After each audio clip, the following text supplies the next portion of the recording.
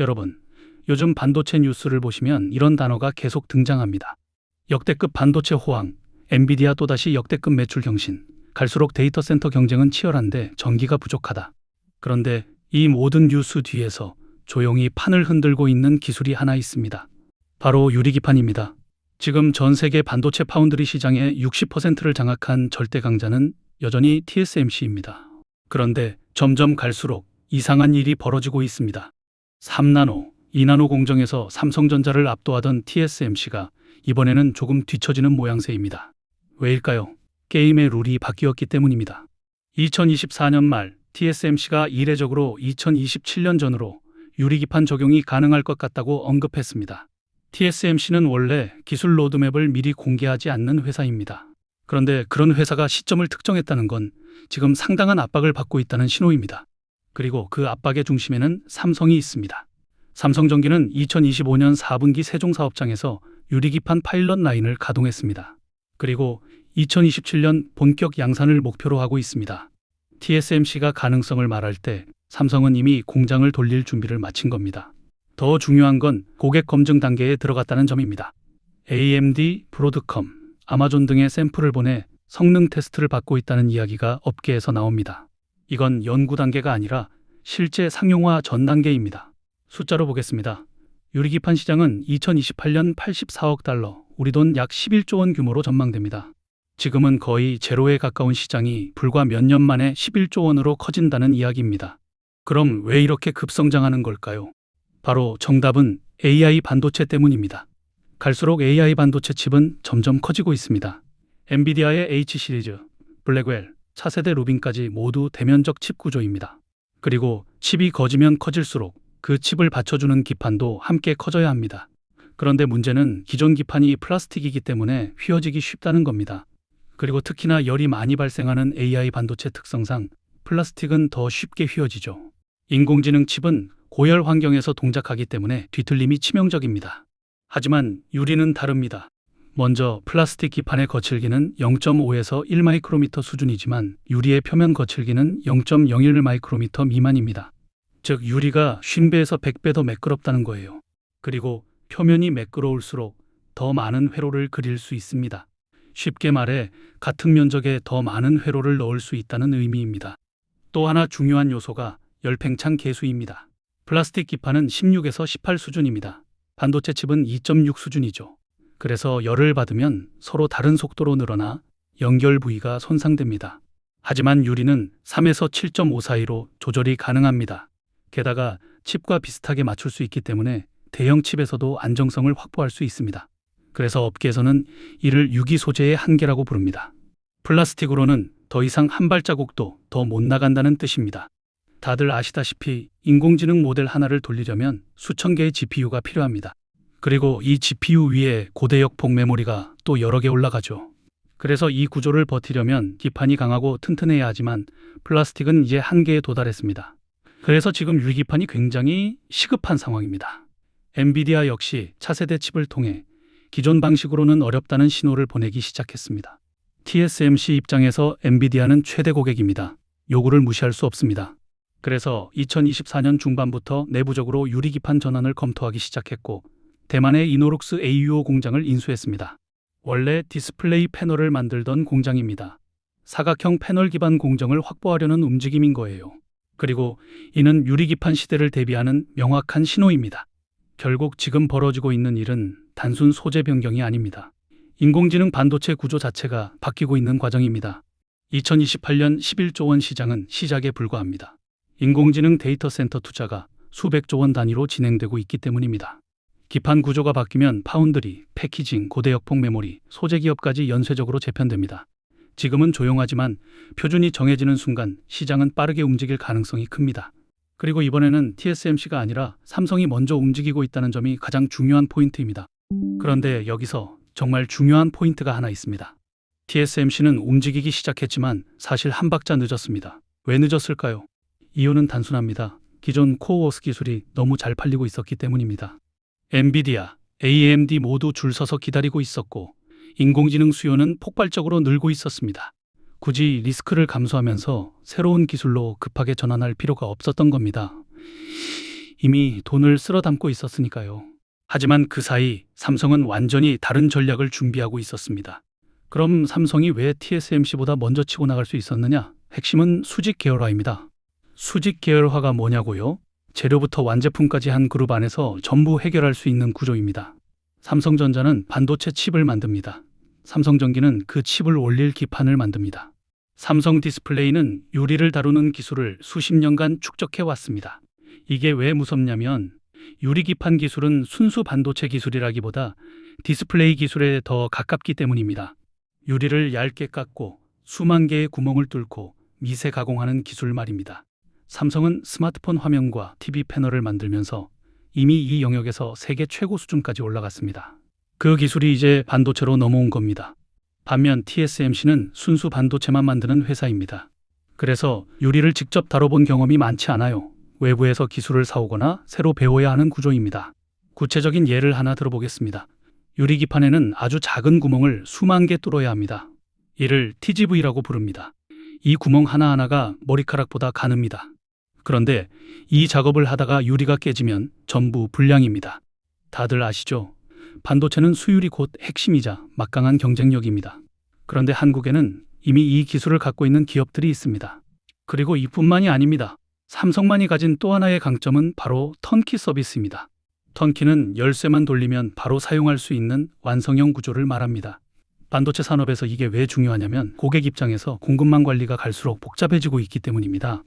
예를 들어 엔비디아가 칩을 설계하면 TSMC에 생산을 맡기고 메모리는 SK 하이닉스나 삼성에서 따로 사고 기판은 또 다른 업체에서 조달해야 합니다. 쉽게 말해 공급망이 분절되어 있습니다. 하지만 삼성은 다릅니다.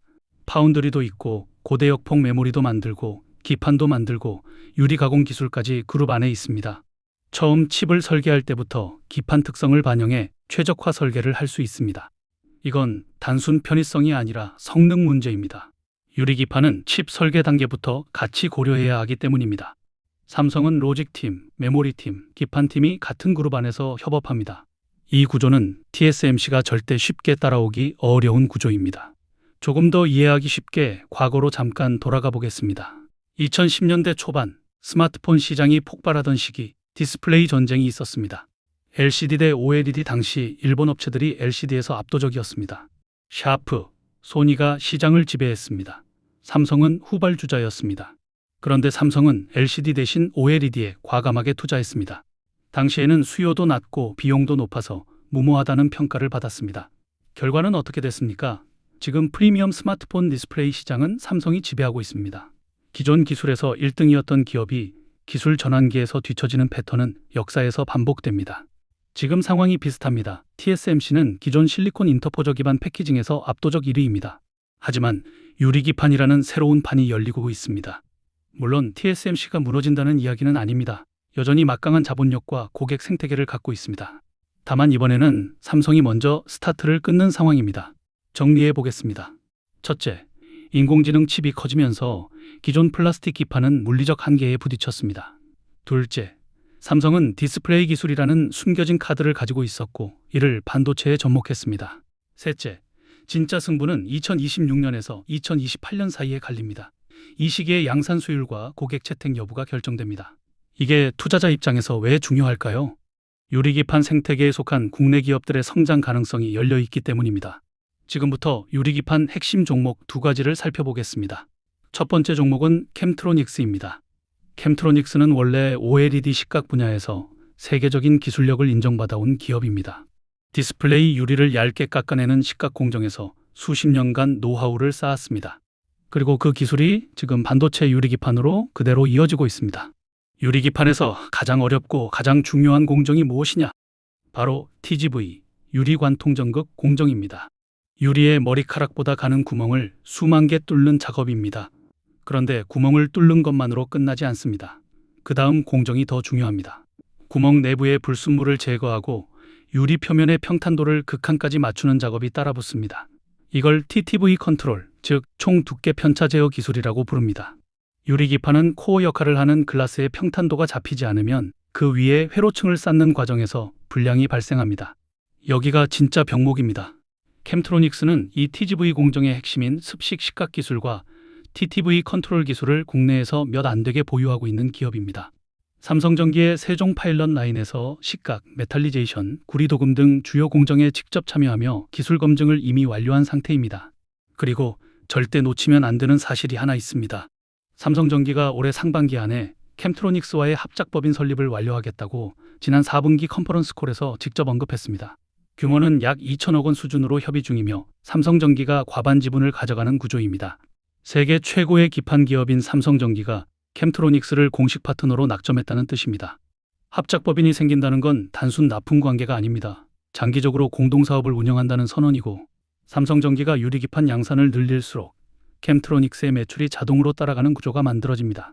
여기에 캠트로닉스는 자회사 J3 인수를 통해 화학적 기계 연마, CMP 설비와 함께 불산 취급 국가 허가권까지 확보했습니다. 불산은 독극물이라 국가 허가 요건이 매우 까다롭습니다. 이 허가권 자체가 경쟁자 진입을 막는 장벽으로 작동합니다. 공정이 채택되면 장비, 소재, 유지 보수까지 연속 수주로 이어질 수밖에 없는 구조입니다. 투자 포인트는 3가지입니다. 첫째, 유리기판은 기술 난이도가 높기 때문에 공급 기업이 제한됩니다. 기술 장벽이 곧 진입 장벽입니다. 둘째, TGV 공정에서 공정 표준을 확보하면 장기적인 고객 락인 효과가 발생합니다.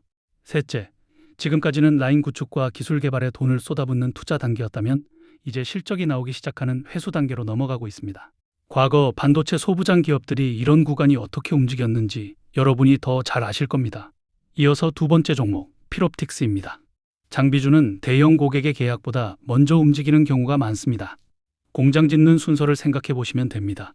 제품을 만들려면 라인을 깔아야 하고 라인을 깔려면 장비를 먼저 넣습니다. 즉 돈의 흐름은 보통 이렇게 갑니다. 장비 발주, 장비 설치, 시운전, 샘플 인증, 양산 출하 순서입니다. 그래서 유리기판이 2026년부터 본격 상용화라면 그 직전 구간에서 먼저 찍히는 건 장비 매출일 가능성이 큽니다. 필옵틱스는 이 지점에서 판을 먼저 먹을 수 있는 포지션이 있습니다. 유리기판 공정에서 투자자들이 꼭 외워야 할 단어가 있습니다.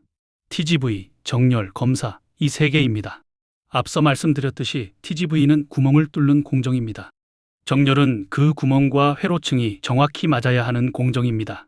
검사는 미세 균열과 결함을 잡아내는 공정입니다. 유리기판은 결함이 한 번 나면 끝입니다.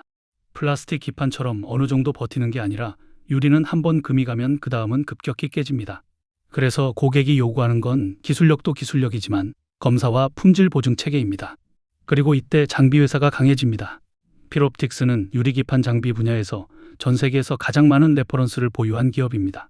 TGV 장비, 싱귤레이션 장비, 정렬 장비, 검사 장비까지 유리기판 공정에 필요한 5종의 핵심 장비 포트폴리오를 완성했습니다. 그리고 지난해 3월 이 유리기판 장비를 세계 최초로 공급하는 데 성공했습니다. 참고로 레퍼런스를 가장 먼저 확보했다는 것은 이게 장비업계에서 얼마나 중요한 의미인지는 설명이 필요 없죠. 삼성전기도 캠트로닉스 외에 필옵틱스와 다방면으로 협력하고 있다는 것이 업계에서 전해지고 있습니다. 유리기판 공급망을 짜는 삼성전기가 필옵틱스의 장비 없이 라인을 구성하기 어렵다는 평가가 나오는 이유입니다.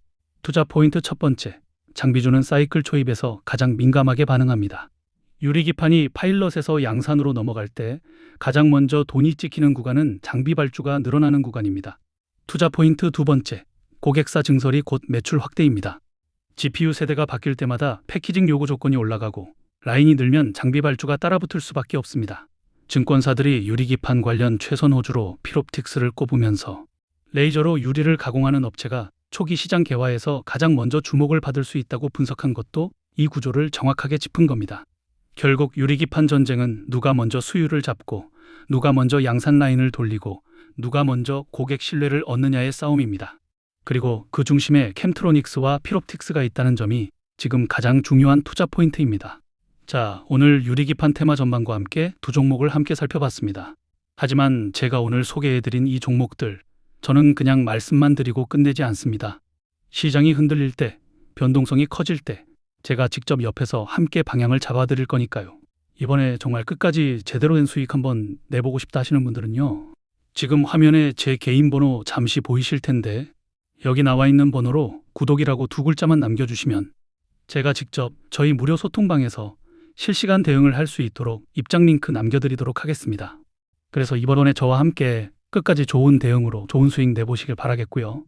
마지막으로 오늘 영상도 도움이 되셨다면 구독과 좋아요 꼭 부탁드리겠습니다.